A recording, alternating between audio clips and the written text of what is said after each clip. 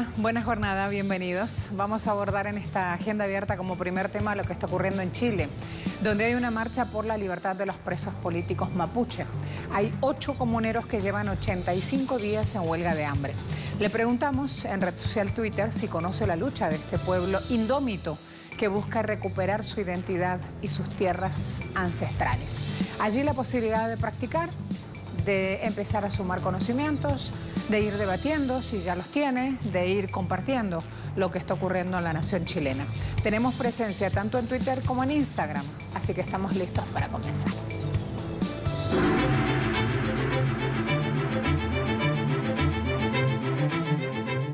Diversas organizaciones indígenas en Chile convocaron para este miércoles una marcha por la libertad del Machi Celestino Córdoba y a favor de los presos mapuches en huelga de hambre en la cárcel de Angol. El Machi Celestino Córdoba se encuentra actualmente internado en el Hospital Intercultural de Nueva Imperial en la provincia de Cautín, en la región de la Araucanía, por su delicado estado de salud. Dirigentes de distintas comunidades tomaron el lunes las dependencias de los municipios de Victoria, Galvaparino, Collipulli, Angol, Caracautín y Traiquén, en la región de la Araucanía, exigiendo la aplicación inmediata del convenio 169 de la OIT. El artículo 10 del convenio 169 de la OIT sobre pueblos indígenas y tribales establece sustituir el cumplimiento efectivo de la condena del Machi Celestino por arresto domiciliario en su comunidad. Son 8 los dirigentes mapuches que se encuentran realizando huelga de hambre hace más de 85 días en la cárcel de Angol. La diputada Emilia Nayado ha precisado que entre los huelguistas hay un objetivo común, que es poder demandar ante el Estado chileno las diversas luchas del pueblo mapuche con respecto a sus reivindicaciones territoriales. La parlamentaria asegura además que es una situación compleja y crítica, donde el gobierno no debe buscar intermediarios y emplazar el diálogo directo con los voceros indígenas, ya que solicitar el apoyo de cualquier organismo implica negarle el ejercicio de sus derechos a las comunidades originarias.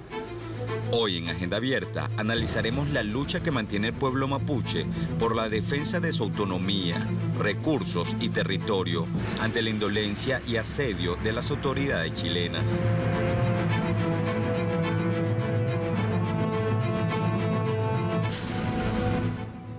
Vamos a presentar ahora los distintos portales de comunicación que muestran el tema, esta lucha mapuche, entre sus informaciones.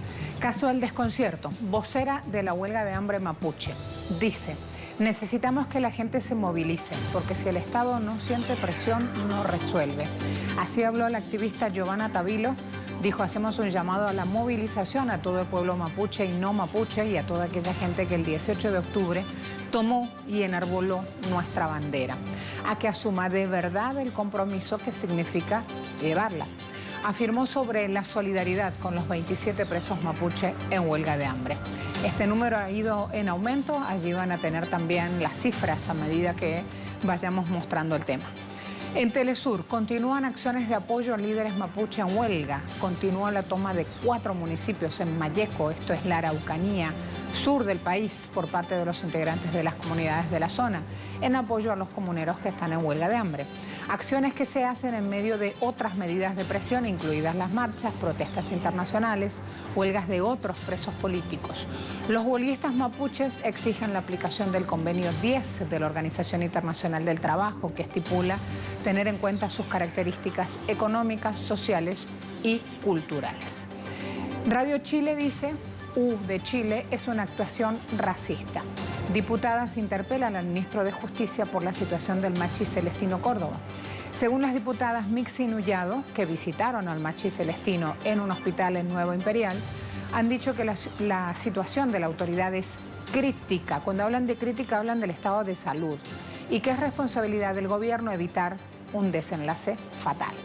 Dijeron también las conversaciones con representantes del gobierno y las demandas que se han levantado para lograr que el tiempo que queda de cumplimiento de su condena de 18 años por el incendio con el resultado de muerte en el caso Lutsinger Mackay se desarrolle en su comunidad. Esto lo establece el convenio 169 de la Organización Mundial del Trabajo. Allí entonces tienen la información planteada en portales. Me voy ahora a la capital del país con nuestra compañera para levantar más información. Paola, bienvenida, ¿cómo te va?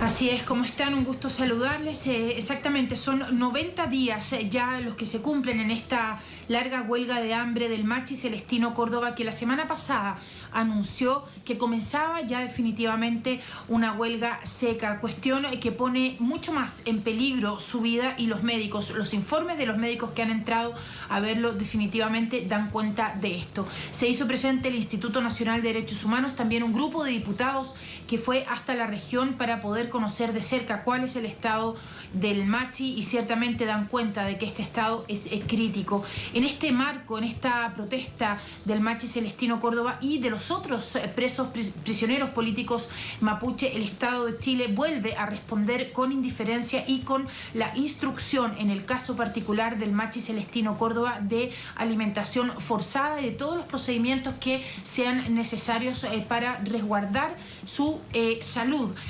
Dice el instructivo, sin embargo, nada se ha conocido respecto de acceder a las demandas del Machi Celestino Córdoba, que tienen que ver exactamente con lo que garantiza el convenio 169 de la OIT y cuyos estados partes firmantes deben respetar y garantizar las prácticas ancestrales de los pueblos originarios. Cuestión que el Estado de Chile no respeta ni siquiera cuando se llega a estas situaciones extremas de protesta como esta larguísima y arriesgada huelga de hambre. Por el contrario, hay que recordar que el Estado de Chile ni siquiera reconoce a los pueblos originarios constitucionalmente. Hay que recordar también que hay más presos políticos mapuche que están en huelga de hambre en la cárcel de Angol, en la cárcel de Lebu, y también se ha conocido la intención por parte de Gendarmería de Chile de hacer un traslado al menos de unos 10 presos políticos mapuche que están en la cárcel de Lebu y que serían llevados a otra cárcel en una ciudad lejana a sus comunidades, contraviniendo absolutamente todo lo que dice y establece el convenio 169 de la OIT. Es decir, no solo no son escuchadas las demandas hoy día de los pueblos originarios acá en Chile, sino que el Estado responde justamente haciendo todo lo contrario. Y se conocieron ya declaraciones del nuevo ministro del Interior, Víctor Pérez, durísimas, diciendo que se van a aislar a los violentistas, refiriéndose a la situación del pueblo mapuche. Se habla de un conflicto con el pueblo mapuche, pero lo cierto es que la reclamación de este pueblo ancestral es la recuperación de sus tierras, de sus territorios que han sido usurpados por las empresas y por las transnacionales. Por tanto, la idea del conflicto para tratar de instalar como este enemigo interno, una vez más viene a desconocer una antigua demanda del pueblo mapuche. También el intendente de la Araucanía dijo en declaraciones bastante polémicas que en Chile no existían presos políticos mapuche, cuestión que viene a contradecir lo que han observado los distintos visitantes de derechos humanos que han venido hasta el país, pero también el mismo Instituto Nacional de Derechos Humanos, que se ha hecho presente en las distintas cárceles para ver cuál es el estado de salud de los presos políticos mapuche que están en huelga de hambre, y particularmente el Machi Celestino Córdoba, que está en una situación realmente crítica. En este marco también fueron diputados que llegaron hasta la zona para poder recorrer, saber cuál era el real estado, y también han dado cuenta de esta situación. Sin embargo, el Estado de Chile, al parecer lejos de flexibilizar su postura, de entrar a un diálogo al menos con las demandas de los prisioneros políticos mapuches, está dando señales totalmente contrarias que probablemente van a ir agudizando aún más el tremendo problema que está significando de salud para quienes están enfrentando estas larguísimas huelgas de hambre. Gracias, Paola. Me espera Aucán Wilcamán, encargado de Relaciones Internacionales de la Organización Mapuche Consejo de Todas las Tierras. Vamos a darle la bienvenida. Aucán, un abrazo. ¿Cómo te va? Muy bien, buenos días, muy bien. ¿Y usted cómo está? Bien, aquí atentos porque además en plena huelga de hambre han tenido en territorio chileno temperaturas bajo cero. Estamos en pleno invierno y con las denuncias también de falta de atención a pueblos originarios en esta pandemia COVID-19. Así que las preocupaciones se van sumando y quiero preguntarte justamente cómo van las cosas, si hay algún compás de diálogo para escuchar lo que necesita la comunidad mapuche y de alguna manera levantar esta huelga de hambre. Bueno, hasta el momento el gobierno del presidente Sebastián Piñera mantiene de manera invariable su política de no diálogo con el pueblo mapuche. Pero esta es una posición que han tenido los gobiernos durante la dictadura, postdictadura, hasta el día de hoy. Y esa es la causa que se han agudizado las tensiones y controversias, porque el Estado no ha tenido ningún tipo de voluntad para llegar a entendimiento con el pueblo mapuche. Y hoy día, evidentemente, que la situación más complicada y compleja es lo que la huelga de hambre que están realizando los presos políticos mapuche en distintas cárceles del país, en la ciudad de Temuco, la ciudad de Angol, asimismo allí en la ciudad de Levo, en la región del Biobío. Por lo tanto, esta situación es verdaderamente crítica, como lo han señalado los médicos, por la salud de los huelguistas, y lo que pone de relieve que en definitiva aquí hay un gran conflicto entre el Estado chileno y el pueblo mapuche, que se instaló desde hace más de un siglo, al momento que el Estado chileno toma posesión del territorio mapuche mediante la fuerza y la violencia militar, y ha comenzado a posterior un proceso de domesticación, de colonialismo, de chilenización forzada en contra del pueblo mapuche, del cual el pueblo mapuche hoy no está dispuesto a aceptar. Quiero preguntarte por el pliego de exigencias que tienen justamente y que evita que en este momento el Estado inclusive los escuche. Hay una autoridad que ha dicho que son delincuentes comunes quienes están en las cárceles y que no son vinculados a la política o presos políticos quienes están reclamando su libertad o cumplir sentencia en la comunidad. El caso del Machi, por ejemplo, el Machi Celestino. Bueno, hay que comprender que este es propio del lenguaje de todo colonizador. Los colonizadores en el pasado dijeron para usurpar las tierras de los pueblos indígenas que los indígenas eran bárbaros, que eran incivilizados, por lo tanto había que tomar medidas, y que en definitiva violó todos los derechos elementales de los pueblos indígenas. Hoy día tienen que decir cualquier tipo de calificación contraviniendo las propias normas que establecen derechos para los pueblos indígenas, norma no del Estado de Chile, sino norma proveniente del derecho internacional. En definitiva, los mapuches que están hoy en huelga de hambre están pidiendo aplicar de manera clara y definitiva la norma internacional referido a los pueblos indígenas en cuanto a situaciones penales cuando ellos son afectados. No están pidiendo ningún tipo de beneficio exclusivo. Aquí prácticamente se está pidiendo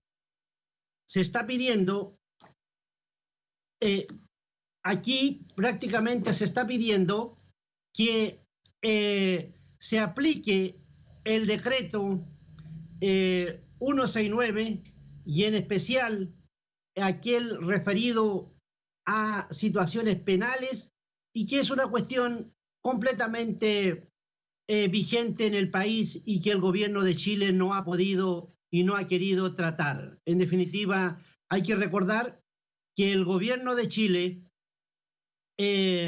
adoptó una ley de conmutación en el contexto de la pandemia. Sin embargo, no lo aplicó con el pueblo mapuche, con las comunidades mapuches. Benefició preferentemente a otro sector, lo que da cuenta que hay una posición racista, discriminatoria, abiertamente en contra del pueblo mapuche. Esa es la causa que hoy día se ha agudizado mayormente la tensión entre el pueblo mapuche y el Estado chileno, y en este caso particular los mapuches que están por casi 90 días en huelga de hambre. Quiero, Aucán, dame por favor unos segundos nada más. Quiero ir a mostrarles dos portales. Por un lado, Telesur.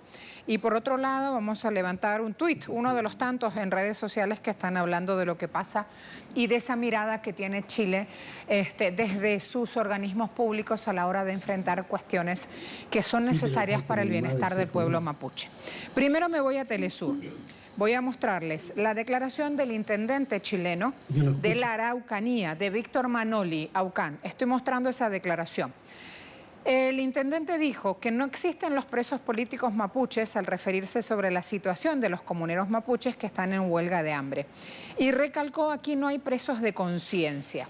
Voy a ir a ver Huerquen Noticias, por favor sigan avanzando en este mismo portal. Si van hacia abajo, van a ver Huerquen Noticias, es un portal que lleva la información de la comunidad mapuche y que califica como insólito el hecho de que el propio intendente de la Araucanía, territorio ancestral mapuche, la Araucanía, en principio correspondía a Chile y a Argentina. ¿Sí? Hoy están divididos por una frontera geográfica estipulada mucho después. Estamos hablando de un pueblo milenario. El intendente de la Araucanía, vuelvo a esa imagen, asegura que no existen los presos políticos mapuche y los trató de delincuentes comunes. ¿Por qué les voy mostrando todo esto? Para que sepan de dónde van surgiendo justamente la fuente de información con todas estas declaraciones. Varios comuneros en prisión se han sumado a huelgas de hambre que mantenían sus compañeros para exigir los beneficios penales previstos por las normas de la Convención 169 de la Organización Internacional del Trabajo, relativa a pueblos originarios. Se están dando protestas en varios municipios de la Araucanía pidiendo la liberación del machi celestino. El machi es una figura sumamente respetada y dentro de la cosmogonía mapuche es fundamental su investidura y sin embargo miren cómo es tratado. Me voy a mostrar a Ramel con un tuit también en red social que dice: el mismo tribunal que había decretado arresto domiciliario para un violador serial, como es Martín Pradenas, sí tuvo el coraje para decretar prisión preventiva para 2 mujeres mapuche embarazadas y para otra con un bebé lactante, solo por participar, estas mujeres, en una manifestación pidiendo la libertad del machi celestino. Ahí van teniendo todas las dobles caras y cómo está actuando el gobierno chileno, justamente, y aquí es fundamental, haciendo prevalecer la ley sobre un sector de la población y sobre el otro no. Eso es lo que estaba Aucán comentándonos. Aucán, estás con nosotros en este debate en el cual en redes sociales hemos preguntado cuánto conoce de la lucha de este pueblo indómito, calificado de esa manera por personas que han hecho trabajos antropológicos y que demuestran la presencia hace miles de años con la avanzada de conocimientos del pueblo mapuche y que hoy necesita recuperar no solo sus tierras, sino también su identidad, levantar, enarbolar sus banderas del bienestar. Quiero, Aucán, ahora preguntarte, ¿cómo se sigue de aquí en más? ¿Qué es lo que van a hacer? Desde aquí en adelante, las movilizaciones, como lo han anunciado los propios presos políticos mapuche, van a continuar. De la misma manera, en las comunidades mapuche cada vez hay un creciente aumento de acción común. El gran problema que tenemos que hay y que afecta a la humanidad es la pandemia. El COVID-19 ha sido la mejor herramienta, el mejor instrumento, es el mejor medio para el gobierno de Chile para ocultar todos los problemas internos que hoy tiene, la deslegitimidad que tiene al interior del país, no solamente con el pueblo mapuche, sino con el pueblo chileno. Y es la causa que ha llevado a un cambio permanente de gabinete, porque en definitiva hay una debilidad grande interna de este gobierno y el único instrumento que le permite mantenerse en la represión es el uso de la fuerza militar, porque el territorio mapuche además está militarizado. Ahora, ¿qué viene del lado mapuche? Sin duda, hay no solo un reclamo de la identidad, eso ya está instalado. Lo que hay hoy, hay un creciente avance de la restitución del territorio adquirido por la fuerza y la violencia de parte del Estado chileno con leyes arbitrarias, injustas, alejado de cualquier Estado de Derecho. Pero al mismo tiempo estamos avanzando hacia la conformación de un gobierno mapuche. En definitiva, los mapuche estamos hoy día trabajando para instaurar un gobierno al sur del Biobío, porque en definitiva hoy los mapuche, como todos los pueblos indígenas del mundo, somos y son titulares del derecho a la libre determinación. Eso significa que tenemos la facultad, la potestad, al amparo del derecho internacional, formar nuestro propio gobierno. Y en ese sentido, los gobernantes de este país, durante la dictadura del general Pinochet hasta el día de hoy, se han dado cuenta de este creciente proceso orgánico que en algún momento tiene que desembocar en la conformación de un gobierno. Pero hoy, prácticamente, este acto de particularidad de que las autoridades tradicionales o las personas mapuche puedan cumplir su sentencia u otra situación en su comunidad, no es un invento de los mapuche ni un reclamo antojadizo. Eso lo plantea la propia Comisión Interamericana a los gobiernos del hemisferio. Pero paralelamente el convenio 169 establece 2 disposiciones en situaciones penales cuando se encuentran personas de origen indígena. Pero lo importante de hoy es que hay un gran movimiento en el país y, en segundo lugar, prácticamente los mapuche avanzamos hacia la autodeterminación, en donde el proceso de chilenización y domesticación y de usurpación permanente de nuestros derechos se van a poner fin al momento que instauremos un gobierno con todas las consecuencias del derecho y al amparo del derecho internacional. En eso estamos abocados en este momento y esperamos sin duda que haya de parte del gobierno una medida específica con los presos, que no resuelve la situación del Estado y el pueblo mapuche, sino una cuestión puntual y que además está dentro del ordenamiento jurídico y que hoy día no se aplica por la posición racista y discriminatoria de este gobierno con el pueblo mapuche. Cuando me hablas de que el territorio está militarizado, Aucán, ¿me estás hablando del Valle de Purén, de Lumaco, de Puerto Montt? ¿Todo el territorio está militarizado o hay espacios tomados? En gran parte del territorio hay 2 regiones completamente militarizadas. Hay que tener en cuenta como otro antecedente que Chile está bajo un estado de excepción excepción constitucional, a raíz de la pandemia COVID-19, que en definitiva hay un despliegue militar a una determinada hora de la noche, es decir, 20 horas hasta a las 5 de la mañana. Sin embargo, en la Araucanía y la región del Biobío, el gobierno ha puesto a disposición unidades militares especializadas para instalarse en el territorio mapuche. En definitiva, hay una doble situación excepcional en la Araucanía y en la región del Biobío. La excepción por la pandemia, que es una excepción constitucional, y una excepción de hecho, que es la herramienta política que utiliza el gobierno del presidente Sebastián Piñera para reprimir el movimiento mapuche que hoy día se manifiesta en distintas formas y que al mismo tiempo la comunidad nacional ha manifestado su solidaridad con el pueblo mapuche. Aucán, muchas gracias. Muchas gracias también a ustedes, muchas gracias. De un saludo desde el territorio mapuche o el Guay mapuche. Hermosa zona, la conozco, era una de las grandes deudas que tenía conmigo mismo y la cumplí. Antes de mis 50 y con el nombre de mi hijo levantando la bandera mapuche, he estado allí con ellos. Cuando les hablo de que tienen clima en este momento muy duro para salir a reclamar, les hablo de 30 grados bajo cero. Están en pleno invierno. Y sin embargo, está pasando esto. Para cerrar Chile, quiero mostrarles el mostrador, así se llama esta publicación, con un académico que trabaja en la Universidad Austral de Chile, que se ha desempeñado intensamente en el yacimiento arqueológico de Monteverde. Y él dice que el pueblo mapuche no solo destaca por su antigüedad, que se remonta a 1000 años, sino también por sus obras de ingeniería, plataformas agrícolas artificiales, por los cueles, que son montículos de tierra, rituales, que están por todo el territorio mapuche, especialmente en este valle de Purén, Lumaco. Ese valle es sagrado, por eso le preguntaba a nuestro invitado si esto estaba militarizado.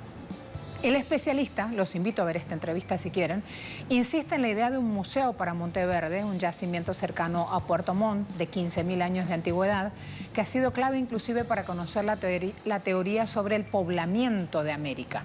Cómo se ha llegado, cómo se ha sobrevivido, cómo se ha resistido. De esto sabe históricamente el pueblo mapuche.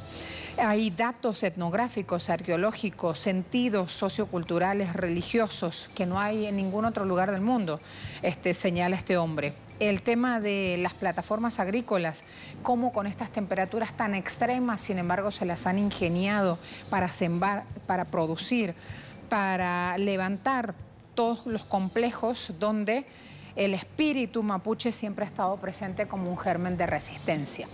Nosotros hemos preguntado hoy en red social Twitter cuánto conocen ustedes de la lucha de este pueblo indómito para recuperar su identidad y sus tierras.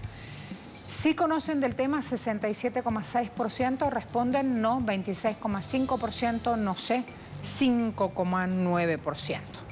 Vamos a ir a hablar ahora de temas eminentemente económicos.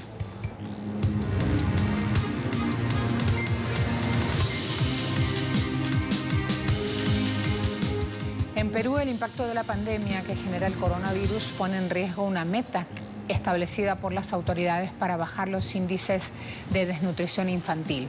Datos emitidos por organismos dependientes de Naciones Unidas, como por ejemplo FAO.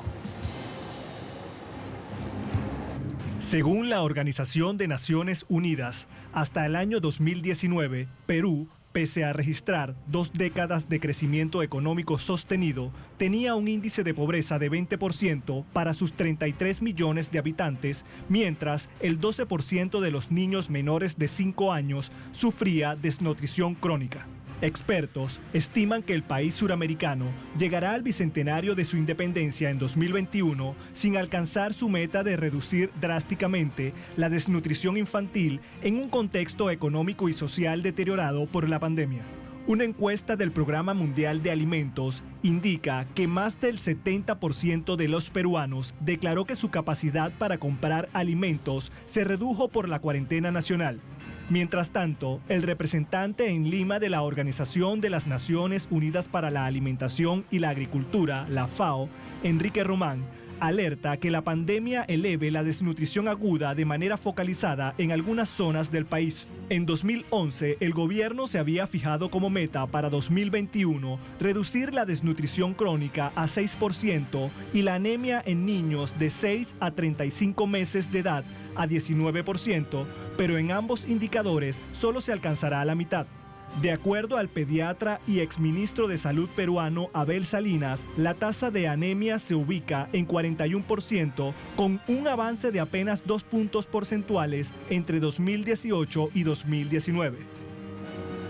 Es tan duro lo que pasa en Perú que el presidente Vizcarra, rumbo al último año de mandato, ha dado anuncios presidenciales en la jornada de ayer. Entre esos anuncios está la decisión de dar una pensión de orfandad a los niños que perdieron a sus padres por el COVID-19. El monto que se les entregará, el jefe de Estado indicó que este monto se les entregará hasta que los destinatarios cumplan mayoría de edad.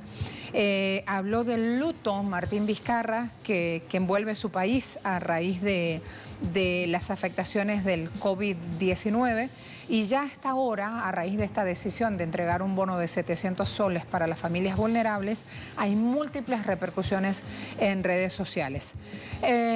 Voy a seguir también hablando de múltiples repercusiones negativas por el COVID-19. El Banco Central Europeo ha dado un comunicado donde dice que el sector bancario es capaz de superar esta crisis económica y esto lo hace el Banco Central, da el comunicado a raíz de los cuestionamientos y de las críticas de que en Europa salvan bancos en vez de salvar a las personas. La entidad financiera señaló que si la situación se pone peor, el agotamiento del capital bancario podría ser significativo. Esperan, según el escenario central, el capital agregado de los bancos se reduzca 1,9% hasta el 12,6%, mientras que en el escenario severo esta cifra disminuiría 5,7 puntos porcentuales hasta el 8,8% para fines del año 2022. Está trabajando también el Banco Asiático de Inversiones y Xi Jinping hizo un llamado para sumar infraestructura en este valle. Liberia ya se incorporó como miembro activo. La idea es que se hable de futuro compartido para la humanidad aún en plena pandemia. Xi Jinping pidió esfuerzos, que la entidad sea un nuevo tipo de institución de alta eficiencia, un nuevo paradigma de cambios y no solo de apalancamiento financiero.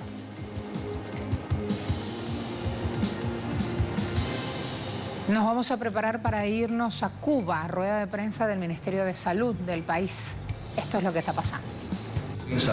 Doctor, los buenos días para usted. Buenos días a ustedes, que todas las mañanas hacen posible esta transmisión. Isela, permiso para quitarme el nasobuco. Isela, que nos apoya desde los estudios. Y ayer nos rectificaba la compañera Lisette Vila que no nos expresábamos bien. Y, o sea, también saludar y agradecer a la intérprete del lenguaje de señas, que es como se llama la compañera que nos acompaña también todos los días. Y a todas las personas que nos siguen en diferentes lugares. Hoy, el día con un número elevado de casos, se mantiene ingresado en los hospitales 326 pacientes, en vigilancia 11, sospechosos 169 y confirmados 146. Confirmados activos, confirmados ingresados, una cifra elevada de casos confirmados activos. En la atención primaria de salud, 3.339 personas se vigilan por nuestros profesionales, especialistas. Esto está dado por el número de personas que se mantienen en vigilancia, teniendo en cuenta la situación epidemiológica que presentamos. Se procesaron ayer nuevamente más de 3.000 muestras, 3.236 muestras en los laboratorios de biología molecular de nuestro país, los del Instituto de Medicina Tropical Pedro Curí, 1.386, los del Centro Provincial de Higiene, Epidemiología y Microbiología de La Habana, 565, los de Villa Clara, 204, y el de Santiago de Cuba, 194. En el Hospital Hermanos Amejeira, 508 muestras, y en el Centro de Ingeniería Genética y Biotecnología, 164 muestras. Como el resultado de y en los laboratorios de la Defensa Civil de nuestro país, 214 muestras.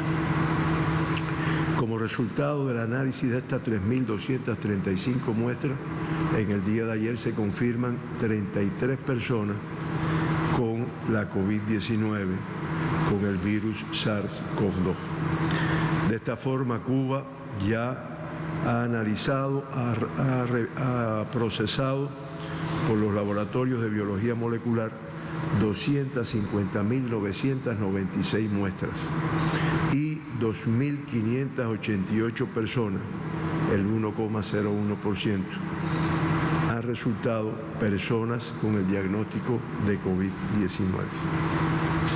Ayer se procesaron también muestras de otras provincias, de Artemisa 436, el número mayor, como es de esperar, de La Habana con 2.264, Cienfuegos 169, Las Tunas 127, Holguín 74 y Santiago de Cuba 79. Las otras provincias también.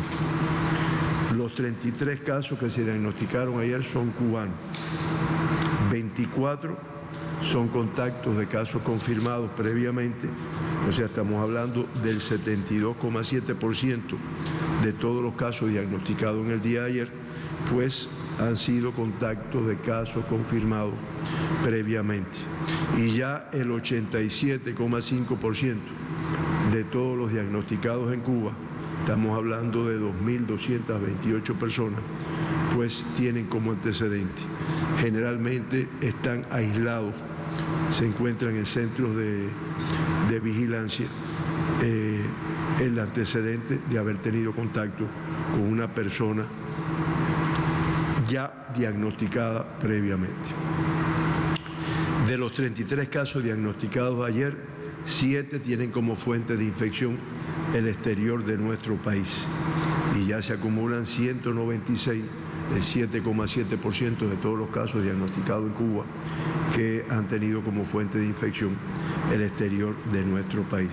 Como es natural, estas personas se encontraban aisladas desde el momento que arribaron a Cuba, se realizaron las pruebas que están establecidas y es por lo que se confirman con la COVID-19.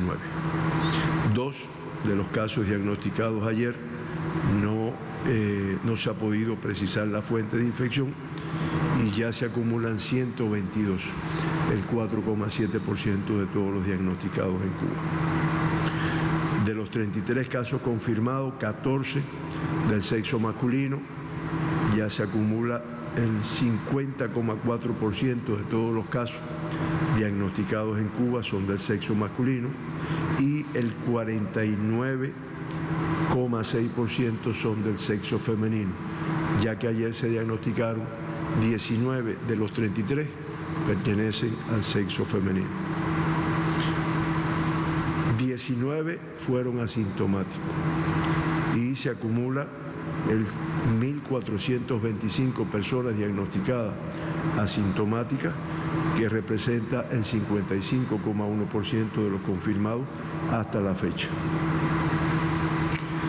Cuando evaluamos esto en los últimos 15 días, pues tenemos que el 75,8%, estamos hablando de 97 personas, en el momento del diagnóstico no tenían síntomas de la enfermedad. Característica de esta enfermedad de mucho riesgo, porque realmente no conocemos quién pueda tenerlo o quién no. Si no nos protegemos de todo, pues realmente el riesgo es muy elevado. De los 33 casos, 14 están en el grupo de 41 a 59 años, menores de 20 años o hasta 20 años de edad, 11 casos se diagnosticaron en el día de ayer. Y en el grupo de más de 20 años a 40 años, 5 casos. De más de 60 años, 3 casos.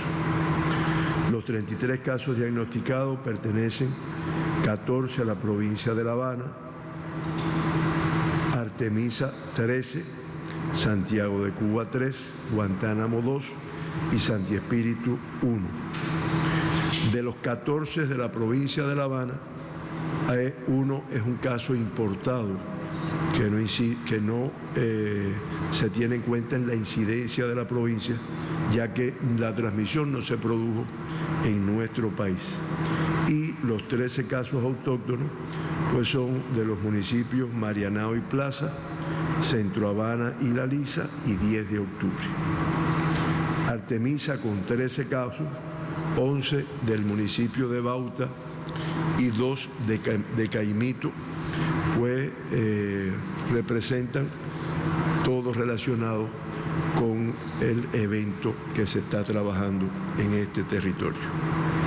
Los casos importados corresponden a la provincia de Santiago de Cuba 3, de Guantánamo 2, de Santi Espíritu y La Habana, 1 de cada uno. Estos son casos importados del exterior. Los 13 casos de Artemisa, como dije anteriormente, se corresponden con el evento abierto del municipio Bauta. De esta forma, Artemisa tiene la tasa más elevada de casos confirmados en nuestro país por 100.000 habitantes. Estamos hablando de 12,24, superior a la del día de ayer, al tener casos confirmados del día de ayer. La Habana también incrementa a 3 por 100.000 habitantes. Villa Clara se mantiene igual, con una tasa de 0,13 por 100.000 habitantes.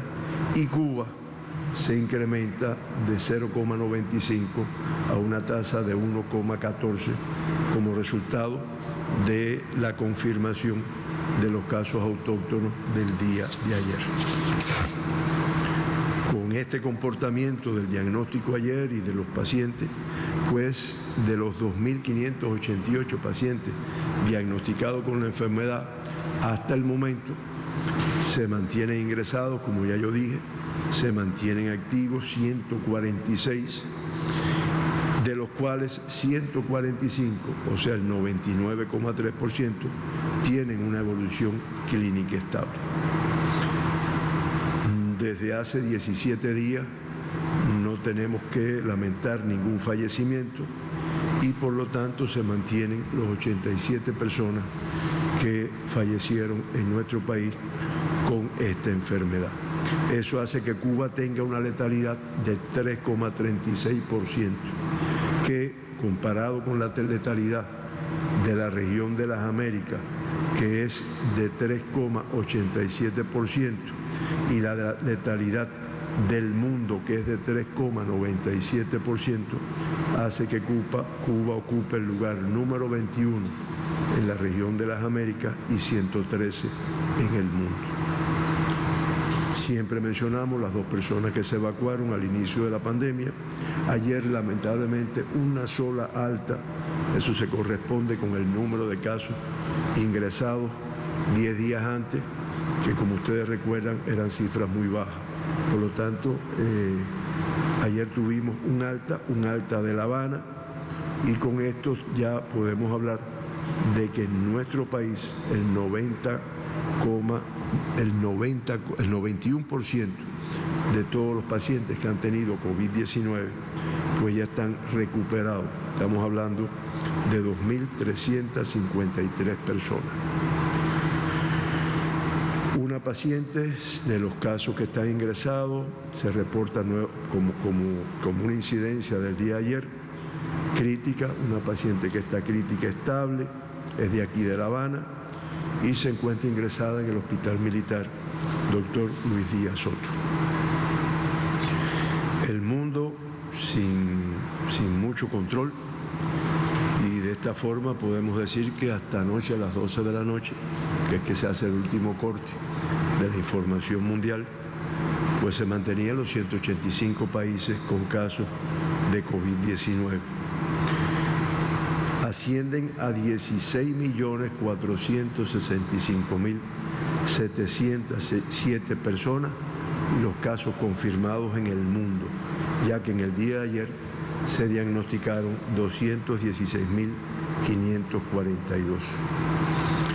Ayer fallecieron en el mundo 4.654 personas y eso hace que ya se acumulen 653.862 personas fallecidas como consecuencia de la enfermedad, lo cual da para el mundo una tasa de letalidad de un 3,97%. La región de las Américas, que continúa siendo el epicentro de la pandemia, y como leíamos anoche, América Latina con el papel más importante, sobre todo por Brasil, y ya en la región de las Américas se reportan 8.849.484 casos confirmados. Ya representa el 53,74% de todos los casos confirmados en el mundo, ya que ayer se confirmaron 108.243 personas con la enfermedad. Fallecieron ayer 2.775 personas y ya hay un acumulado de 342.800 fallecidos, lo cual da, como dijimos anteriormente, una letalidad de un 3,87%. En la relación de países más afectados en el mundo, Estados Unidos encabeza la lista con más de 4 millones de personas confirmadas y más de 148.000 fallecidos. Brasil en segundo lugar con más de 2.442.000 casos confirmados y 87.600 fallecidos. Y en tercer lugar India con 1.483.156 casos confirmados y 33.425.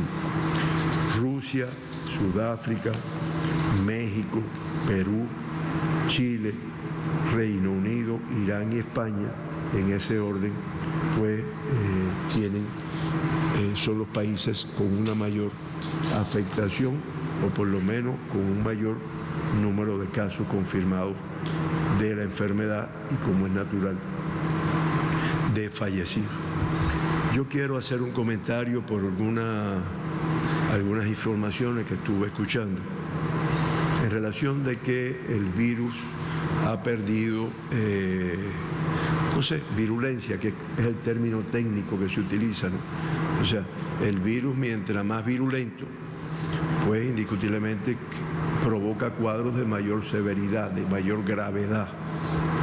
Y algunas personas, o quizás algunas informaciones, teniendo un poco en cuenta el comportamiento en Cuba de la enfermedad, sobre todo en cuanto a los casos fallecidos y en cuanto a los casos críticos, que además la población ha visto que en las últimas semanas pasan de grave a crítico, después pasan nuevamente de crítico a grave y la mayoría, por no decir que todo, en las últimas semanas de grave pasan a de cuidado, o sea, tienen una evolución favorable. Pero eso es expresión de los tratamientos preventivos antes de tener la enfermedad.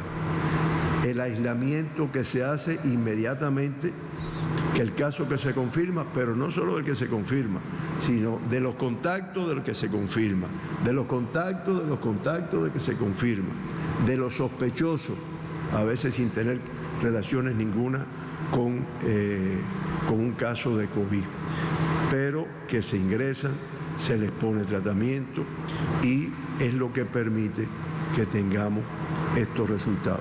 No obstante, yo nada más que voy a dar 3 o 4 titulares para que nos demos cuenta, en primer lugar, del riesgo que seguimos teniendo.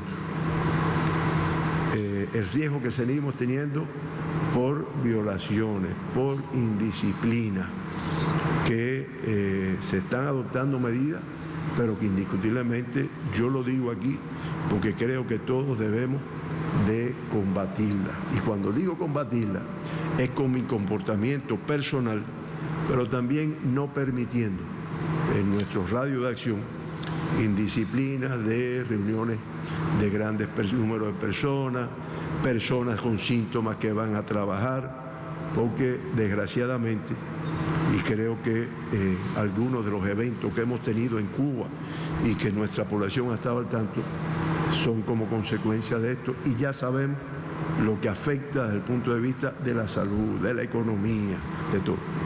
Yo ayer me referí al planteamiento que le estamos dando seguimiento de un nuevo tipo de coronavirus contagioso en Vietnam, que, como ayer yo dije, se detectaron nuevos casos, se hizo un análisis del genoma y se mostró que es más infeccioso y más peligroso. Alemania, que ustedes saben que había tenido un control, expresó su gran preocupación por nuevos brotes de coronavirus. Y se mencionan aquí las cifras de nuevos casos que se han venido diagnosticando en Alemania después que ellos habían logrado un control. La capital paraguaya plantean un posible retorno a la cuarentena total por la COVID-19, teniendo en cuenta el elevado número de casos diagnosticados, sobre todo en la capital paraguaya y en los departamentos Central y de Alto Paraná. Persiste, China nos dio un ejemplo de cómo el país y la ciudad de Wuhan, que en la provincia de Hubei, que fue donde comenzó la pandemia, o por lo menos donde se diagnosticó primero, pues realmente lograron controlarlo prácticamente en un mes. Sin embargo, el alza de contagiados por rebrotes de COVID-19 en China, y ya se está hablando de, hay varias localidades afectadas, Xinjiang, Liaoning, Hong Kong, entre los más afectados en cuanto al número de contagiados y en cuanto al número de fallecidos.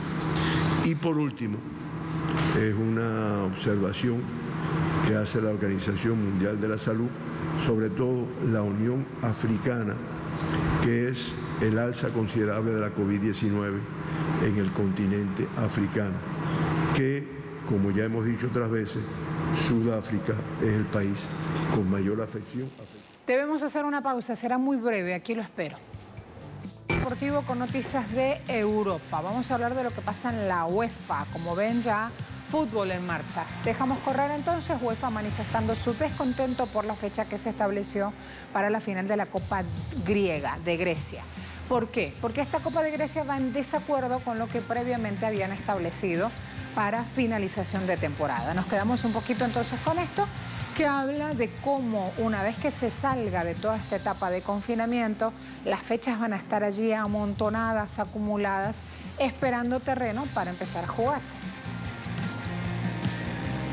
Un responsable de la UEFA indicó que desde el organismo se mostraron en desacuerdo a la situación presentada en Grecia, luego de que la final de Copa Nacional, que enfrentaría a la AEK de Atenas ante Olympiacos, fuese removida del 26 de julio al 30 de agosto, puesto que estos últimos rechazaron la idea de jugar en el estadio del Rizópoli y prefirieron hacerlo en el Estadio Olímpico, implicando la remoción de fecha, decisión que según un comunicado emitido por el mismo equipo rojiblanco, ridiculiza al fútbol griego y además altera la integridad del evento, tomando en cuenta que al comenzar el mercado de fichajes en dicho país el 3 de agosto, para la instancia final no serían los mismos equipos que disputaron la temporada regular.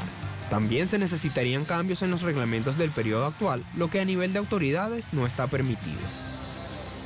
Un ciclista de Austria, Felix Großschartner, ganó la primera etapa de la Vuelta a Burgos, disputada entre la catedral de esa ciudad y el mirador del castillo. Paisajes emblemáticos se han visto aquí. La cuestión es que con esta victoria, Großschartner se colocó como líder en la clasificación general de la competencia, registró 3 horas 40 minutos y 21 segundos, le siguió el portugués João Almeida a 8 segundos, Alejandro Valverde quedó tercero y Alex Aramburu cuarto. Esta primera etapa consistió en 157 kilómetros, la segunda será de Castrojeriz a Villadiego y constará de 168 kilómetros. Por otra parte, en la 37ª jornada Serie A italiana, Atalanta siguió con su ritmo arrollador y derrotó 2-1 al Parma. La primera mitad del encuentro terminó con ventaja parcial al Parma, que se adelantó con el marcador al minuto 43 con un potente zurdazo, ahí lo vieron, de Kulusevski. Luego Malinovski igualó acciones al minuto 70, falta directa, miren este disparo. Colado entre la barrera rival, la barrera final, iba a decir la barrera rival, termina generando ese gol. Finalmente, minuto 84, el argentino Alejandro Papu Gómez, con una individual desde 3/4 de cancha, se desprendía y sellaba así. Un día como hoy, Vincent Van Gogh murió 29 de julio 1890, muy joven, tenía solo 37 años este artista, un genio. Así, Vincent Van Gogh se convertiría en uno de los referentes de los artistas más conocidos de todo el mundo. Sus pinturas han tocado a culturas enteras, a generaciones completas, 900 cuadros, 43 autorretratos, 148 acuarelas, 1600 dibujos. El genial artista de los girasoles amarillos, un día como hoy también tiene nuestro homenaje en nuestra agenda abierta. A todos muchas gracias. Hasta luego.